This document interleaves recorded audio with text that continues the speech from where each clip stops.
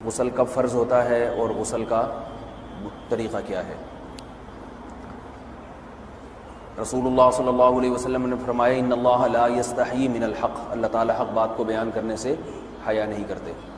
تو غسل کے جو مسائل ہیں ان میں بھی بعض دفعہ کچھ ایسی باتیں آتی ہیں جو بظاہر حیا کے خلاف ہیں، لیکن علم کی ایک بات ہے، سیکھنے اور سکھانے میں حیا اگر کریں گے تو پھر ظاہر ہے ساری زندگی جاہل ہی رہے گا انسان۔ اور غسل کے مسائل سیکھنا اس لیے ضروری ہے کہ غسل جب فرض ہوتا ہے تو جب تک مکمل غسل نہ ہو آپ کی نماز ادا نہیں ہوتی۔ رسول اللہ صلی اللہ علیہ وسلم نے فرمایا الماء من الماء، حدیث ہے کہ غسل فرض ہوتا ہے خواہش نفس کے ساتھ جسم سے منی خارج ہونے سے۔ مرد پہ غسل کب فرض ہوگا؟ جب اس کے جسم سے شہوت کے ساتھ منی خارج ہو۔ منی بالکل سفید رنگ کی چیز ہے، ایک ہوتی ہے مزی۔ شہوت پیدا ہونے سے اگر کسی کے مرد یا عورت کے صرف رطوبت خارج ہونا شروع ہو گئی، اس سے غسل فرض نہیں ہوتا۔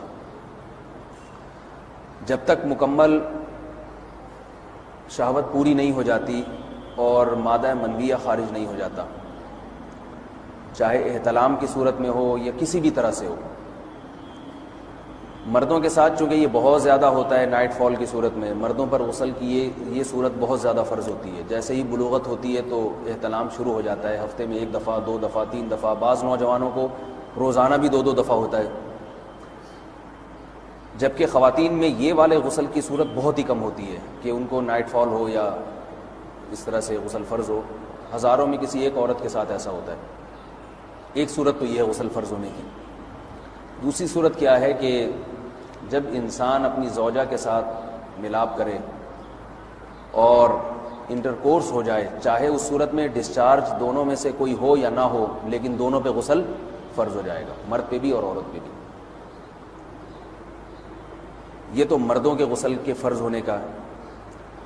مردوں کے غسل میں ایک چیز یہ بھی ہے کہ اگر آپ نے رات کو نیند کی اور صبح آپ اٹھے اور آپ نے کپڑوں پہ نشان دیکھا، اب آپ کو یہ پتہ نہیں چل رہا کہ یہ منی کا نشان ہے یا مزی کا ہے، تو بھی آپ پر غسل کرنا فرض ہے۔ یہی سمجھا جائے گا کہ یہ آپ خواب میں ڈسچارج ہوئے ہیں۔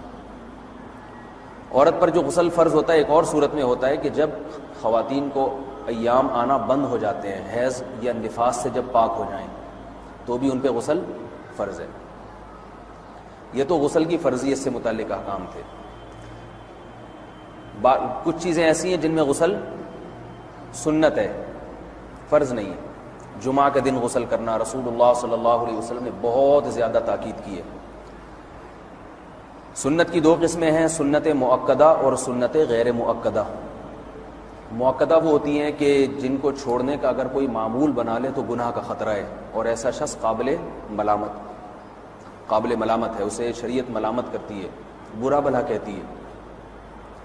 تو غسل سنت مؤکدہ ہے، ہفتے میں 1 مرتبہ، چاہے جمعے کے دن ہو یا کسی بھی دن ہو۔ جو مسلمان ہفتے میں 1 دفعہ بھی نہیں نہاتا، وہ کتنا ہی نیٹ کلین ہو، مگر شریعت کی نظر میں وہ قابل ملامت ہے، اسے تانے دینے چاہیے کہ شرم نہیں آتی، ہو مسلمان مگر رہتے ہو بھنگیوں اور چماروں کی طرح۔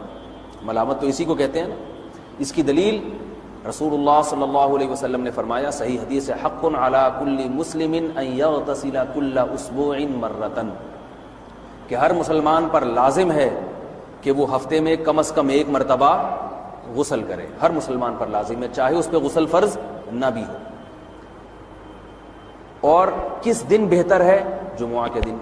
نبی صلی اللہ علیہ وسلم نے حکم دیا ہے کہ جمعے کے دن غسل کیا جائے۔ امام احمد ابن حنبل کا مذہب یہ ہے کہ جمعے کے دن غسل کرنا واجب ہے، صرف سنت نہیں ہے بلکہ واجب ہے، لیکن جمہور کا مذہب یہ ہے کہ سنت عمل ہے۔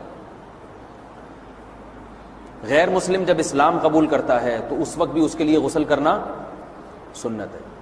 جب ہم مردے کو نہلاتے ہیں تو جو مردے کو نہلائے اس کے لیے بھی خود غسل کرنا افضل ہے، سنت عمل ہے۔ عید کے دن غسل کرنا سنت عمل ہے۔ تو یہ وہ تمام مواقع ہیں جن میں غسل کرنا رسول اللہ صلی اللہ علیہ وسلم کی سنت ہے۔ غسل کا طریقہ کیا ہے؟ غسل میں 3 چیزیں فرض ہیں، منہ بھر کے قلی کرنا، ناک میں پانی ڈالنا کہ ناک کی جو نرم جگہ ہے یہ اچھی طرح تر ہو جائے، اور پورے جسم پہ ایک مرتبہ پانی بہا دینا کہ جسم میں بال کے برابر جگہ بھی خشک نہ رہے. یہ تو ہے فرض، یعنی یہ کام کسی نے کسی بھی طرح سے کر لیا تو غسل ادا ہو جائے گا، چاہے اس کی نیت غسل کی تھی یا نہیں تھی. کوئی آدمی چلتا ہوا جا رہا ہے، پھسل کے تالاب میں گر گیا، پورے غوطے کھا کے باہر نکلا، کلی کر لے اور ناک میں پانی ڈال لے تو غسل اس کا ادا ہو جائے گا. البتہ چونکہ نیت نہیں تھی لہذا غسل کا ثواب نہیں ملے گا، ثواب نیت کے بغیر نہیں ملتا انسان کو. دلائل اس کے الگ موضوع ہے کہ اس کی دلیل کیا ہے کہ بغیر نیت کے بھی غسل ہو جاتا ہے، لیکن میں نے بتایا دلائل کا سیشن نہیں ہے، اس میں پھر بات لمبی ہو جائے گی. تو یہ تو ہے فرض، پورے جسم پہ پانی بہانا کلی اور ناک میں پانی. سنت طریقہ کیا ہے؟ رسول اللہ صلی اللہ علیہ وسلم غسل کیسے کرتے تھے؟ سنت طریقہ جس پہ جو اختیار کرنا چاہیے وہ طریقہ یہ ہے کہ جب آپ غسل کے لیے بیٹھیں تو سب سے پہلے وہ جگہ دھوئیں جہاں نجاست اور ناپاکی لگی ہوئی ہے. نائٹ فال ہوا، کسی کو احتلام ہوا، تو جہاں جہاں گندگی لگی ہے پہلے اس جگہ کو دھوئیں. استنجا کریں، شرمگاہ کو دھوئیں اچھی طرح. سمجھ رہے ہیں بات کو؟ اس کے بعد ہاتھ دھوئیں اور مکمل وضو کریں جیسے ہم عام حالات میں وضو کرتے ہیں. مکمل وضو کرنے کے بعد دائیں کندھے پہ پانی ڈالا، لیفٹ سائڈ پہ پانی ڈالا. پہلے زمانے میں تو چلو سے غسل ہوتا تھا، ہاتھ دھو لیے تو اب چلو سے پانی لے کے یہاں ڈالا جا رہا ہے، چلو سے پانی لے کے یہاں ڈالا جا رہا ہے، پورے جسم پہ ملا جا رہا ہے، اور چلو سے پانی لے کے 3 دفعہ سر پہ ڈالا جا رہا ہے. تو آج کل چلو ولو تو ہے نہیں، شاور کے نیچے جا کے کھڑے ہو جاتے ہیں. تو اس میں یہ کہ شاور کھولے اس میں کھڑے ہو جائیں، سارے چلو اس میں خود بخود ہی ہو جائیں گے، پورے جسم پہ پانی بہہ جائے گا. نبی صلی اللہ علیہ وسلم کے دور میں یہ جدید چیزیں نہیں تھیں، شیمپو اور صابن. تو آپ صلی اللہ علیہ وسلم بیری کے پتوں سے غسل کی ترغیب دیا کرتے تھے. بیری کے پتوں کو اگر پانی میں پکایا جائے تو پانی میں میل کچیل صاف کرنے کی صلاحیت بہت بڑھ جاتی ہے. ہمارے زمانے میں اس تکلف کی ضرورت نہیں ہے، صابن ملتے ہیں اس سے نہایا کریں. بہرحال کہنے کا مقصد یہ آپ لوگوں سے. تو یہ سنت طریقے سے غسل ہو جائے گا آپ کا. سمجھ رہے ہیں بات کو؟ سب سے پہلے استنجا کیا، اس کے بعد وضو کر لیا، اس کے بعد غسل کر لیا. اگر کسی نے غسل میں وضو نہیں کیا اور ویسے ہی پورے جسم پہ پانی بہا دیا تو بھی اس کا وضو خود بخود ہو جائے گا. اس غسل سے وہ نماز پڑھ سکتا ہے، کیونکہ بعض لوگ غسل کرنے کے بعد دوبارہ وضو کر رہے ہوتے ہیں. اس کی ضرورت نہیں ہے، کیونکہ جب غسل کرتے ہیں تو وضو والے اعضاء تو خود بخود اس میں دھل جاتے ہیں. یہ ہے غسل کا طریقہ. وضو کیسے ٹوٹتا ہے؟ جن چیزوں سے غسل فرض ہوتا ہے ان چیزوں سے وضو تو بہرحال ٹوٹتا ہی ہے. اس کے علاوہ بھی وضو ٹوٹتا ہے. اس سے پچھلے لیکچر میں نے کچھ تفصیل بتائی تھی کہ نجاست جسم سے کہیں سے بھی خارج ہو جائے یا نجاست نکل کے بہہ پڑے.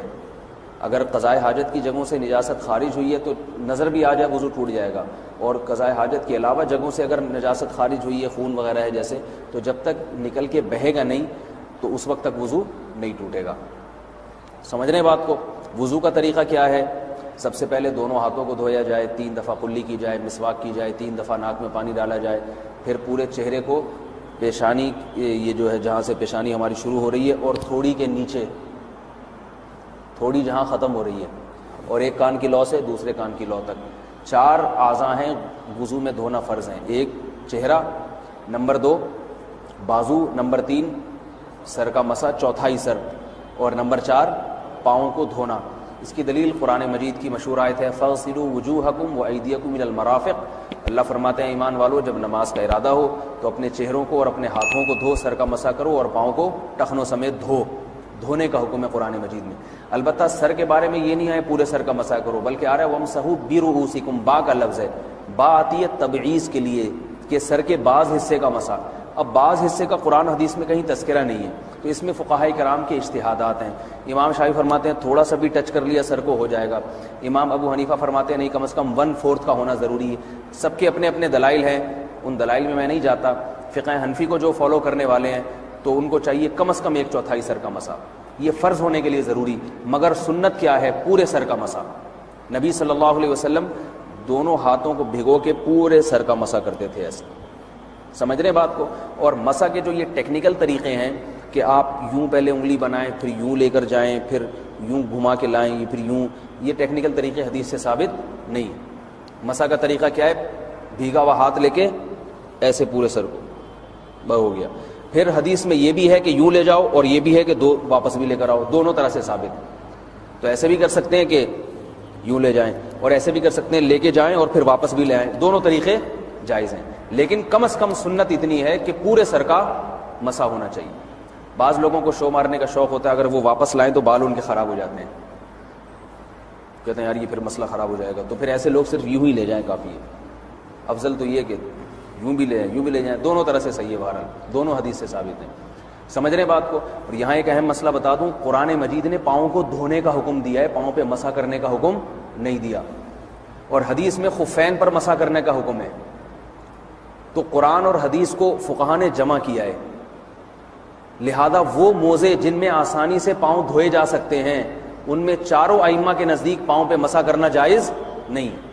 سعودی عرب میں جو بعض سلفی حضرات اور یہاں ہمارے ہاں بھی اہل حدیث حضرات نے عام موزوں پر بھی جو مسح کی ایک روایت ڈال دی ہے، اسلاف میں، تابعین، تبع تابعین میں اور چاروں ائمہ کے مذاہب میں اس کا ثبوت نہیں ملتا۔ اگر اسلاف میں کوئی قائل بھی ہے تو ایک شاذ قول، اکا دکا قول ملتا ہے، ورنہ یہ ائمہ اربعہ کے مذہب کے خلاف ہے، اور جو احادیث جو نقل ہوتی ہیں صحیح سند کے ساتھ ان کے بھی خلاف اور قرآن کی آیت کے بھی خلاف ہے۔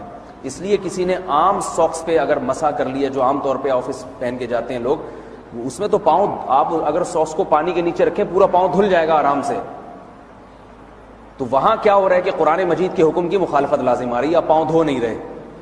تو اس لیے ہم یہ سمجھتے ہیں کہ اس صورت میں نماز ادا نہیں ہوگی۔ سعودی عرب میں بعض سلفی حضرات نماز پڑھاتے ہیں، وہ ایسے ہی کرتے ہیں کہ عام ساکس پہ مسح کر کے نماز پڑھا لیتے ہیں۔ تو فتویٰ اسی پر ہے کہ ان کی اگر کسی کو یقین ہے کہ اس نے عام ساکس پہ مسح کر کے نماز پڑھائی ہے تو اس کے پیچھے نماز ادا نہیں ہوگی، کیونکہ قرآن کے مطابق اس کا وضو ہوا ہی نہیں ہے۔ صدیوں تک کوئی بھی اس قول کا قائل نہیں رہا ہے کہ عام ساکس پہ بھی مسح ہو جاتا ہے۔ یہ ابن تیمیہ رحمہ اللہ تعالیٰ 7ویں صدی میں اس کے قائل تھے، اور تابعین میں اکا دکا قول ملتے ہیں اس کے، لیکن شاذ قول ہیں، مرجوح قول ہیں جن پر امت نے فتویٰ نہیں دیا۔ اور اب سعودی عرب میں بعض سلفی حضرات اس کے قائل ہیں۔ ہمارے ہاں اہل حدیث حضرات بھی چونکہ اکثر سعودی عرب کے سلفی حضرات ہی کو فالو کرتے ہیں، تو انہوں نے بھی وہیں سے یہ فتویٰ لیا ہے۔ لیکن ائمہ اربعہ کے مذہب میں اور دلائل کے لحاظ سے دیکھا جائے تو یہ مذہب کمزور ہے۔ قرآن نے پاؤں کو دھونے کا حکم دیا، آپ دھوئیں گے پاؤں جب تک دھونا ممکن ہے۔